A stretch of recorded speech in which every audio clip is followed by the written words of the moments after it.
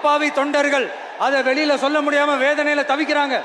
2026 சட்டமன்ற தேர்தலில் யாருக்கு ஓட்டு போடணும், எப்படிப்பட்ட ஆட்சி இங்க அமையணும்னு அந்த அப்பழுக்கற்ற அந்த தொண்டர்களுக்கும் ரொம்ப நல்லாவே தெரியும். அதனால என்ன வேஷம் போட்டுக்கிட்டு பாஜக இங்க தமிழ்நாட்டுக்குள்ள வந்தாலும் அவங்க வித்தை எல்லாம் இங்க வேலைக்கே ஆகாது.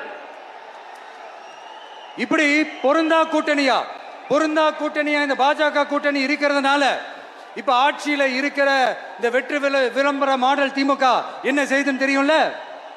பாஜகவோட உள்ளுக்குள்ள ஒரு உறவை ஒண்ணு வச்சுக்கிட்டு வெளியில எதிர்க்கிற மாதிரி ஒரு டிராமா ஒண்ணு பண்ணிக்கிட்டு, எதிர்கட்சியா இருந்தா போங்க மோடின்னு பலூன் விடுறது, ஆளுங்கட்சியா இருந்தா வாங்க மோடின்னு கொடை பிடிச்சுக்கிட்டு கும்பிடு போடுறது. இது மட்டுமா, ஒரு ரைடுன்னு ஒன்று வந்துட்டா போதும், இது வரைக்கும் போகவே போகாத ஒரு மீட்டிங், அதை காரணம் காட்டி டெல்லிக்கு போறது, அங்க ஒரு சீக்ரெட் மீட்டிங் நடத்துறது. நல்லா நோட் பண்ணணும் மக்களே, அந்த மீட்டிங் அப்புறம் இந்த இஷ்யூ அப்படியே காணாம போயிருக்குமே. அதேதான் Stalin uncle, what uncle is very wrong uncle. இப்படி தமிழ்நாட்டில் இது வரைக்கும் போகவே போகாத ஒரு மீட்டிங், இது மட்டுமா, ஒரு ரைடுன்னு ஒன்று வந்துட்டா போதும், இது வரைக்கும் போகவே போகாத ஒரு மீட்டிங், அதை காரணம் காட்டி டெல்லிக்கு போறது, அங்க ஒரு சீக்ரெட் மீட்டிங் நடத்துறது. நல்லா நோட் பண்ணணும் மக்களே, அந்த மீட்டிங் அப்புறம் இந்த இஷ்யூ அப்படியே காணாம போயிருக்குமே.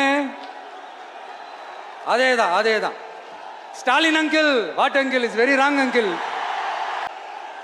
இப்படி தமிழ்நாட்டில் இப்ப நடக்கிற இந்த ஆட்சியினுடைய லட்சணத்தை பார்த்துக்கிட்டு நாம எப்படி சும்மா இருக்க முடியும்?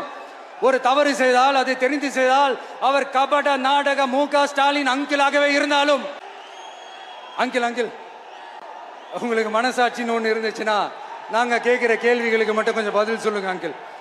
நீங்க நடத்துற இந்த ஆட்சியில நேர்மை இருக்கா, நியாயம் இருக்கா, ஊழல் இல்லாம இருக்கா, சட்டம் ஒழுங்கு சரியா இருக்கா, பெண்களுக்கு பாதுகாப்பு இருக்கா, பொதுமக்களுக்கு பாதுகாப்பு இருக்கா, இயற்கை வளங்களுக்கு பாதுகாப்பு இருக்கா? சொல்லுங்க மை டியர் அங்கிள், சொல்லுங்க.